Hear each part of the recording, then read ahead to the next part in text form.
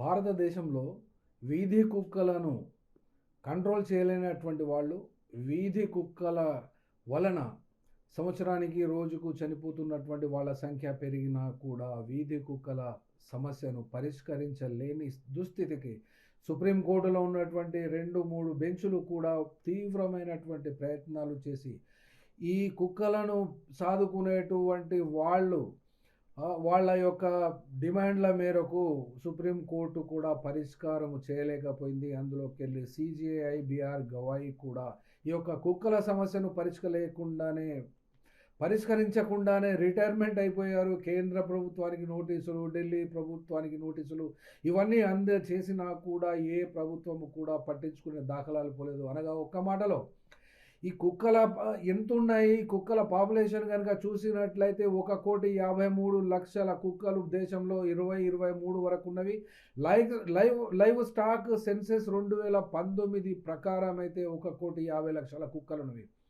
ఈ కుక్కల సమస్యను పరిష్కరించడంలో విఫలమైనందున వరంగల్ జిల్లాలో నర్సంపేట్ మరియు వరంగల్ రహదారిపై ఆడపు శివకుమార్ అనబడేటువంటి వ్యక్తి వస్తున్నప్పుడు బండి మీద ఆ కుక్కలు వెంట పడితే అందులోకి వెళ్ళి తప్పించుకొని పోవడానికి ప్రయత్నం చేసి అక్కడ ఉన్నటువంటి డ్రైనేజ్లో పడి అక్కడికక్కడే చనిపోయిన సంగతి ఇప్పుడు వరంగల్లో ఉన్నటువంటి వాళ్ళకి తెలిసినా కూడా కనీసం కుక్కల సమస్యను పరిష్కరించలేని సుప్రీంకోర్టు మరియు ఈ యొక్క బెంచ్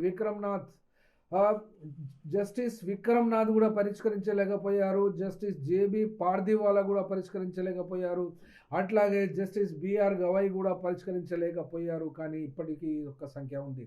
కానీ వాస్తవంగా నార్త్ ఈస్ట్లో 200 రూపాయలకు కుక్క మాంసం పర్ కేజీ చొప్పున అమ్మకం జరుగుతుంది.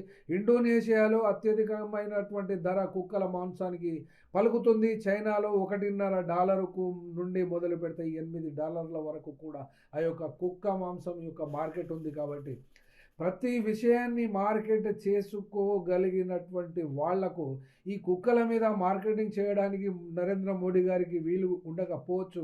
కనీసం ఈ కుక్కల మాంసం అమ్ముకొని బ్రతకాలనబడేటువంటి ఈ కార్పొరేట్ ఈ బీఫ్ ఎక్స్పోర్టర్స్లోనైతే ప్రపంచవ్యాప్తంగా భారతదేశం 2వ స్థానం ఆక్రమించుకున్నది. కాబట్టి ఈ యొక్క బీఫ్ ఎక్స్పోర్టే కాకుండా ఈ యొక్క కుక్కల సమస్యను కూడా పరిష్కరించలేనటువంటి కోర్టులు, కేంద్ర ప్రభుత్వము, రాష్ట్ర ప్రభుత్వాలు మరియు మున్సిపల్ గ్రామ పంచాయతీలు ఇవన్నీ 4 భారతదేశంలో అత్యంత బలమైనవి కూడా విఫలమైనాయి అని ఖచ్చితంగానే బాధతోనే చెప్తున్నాము.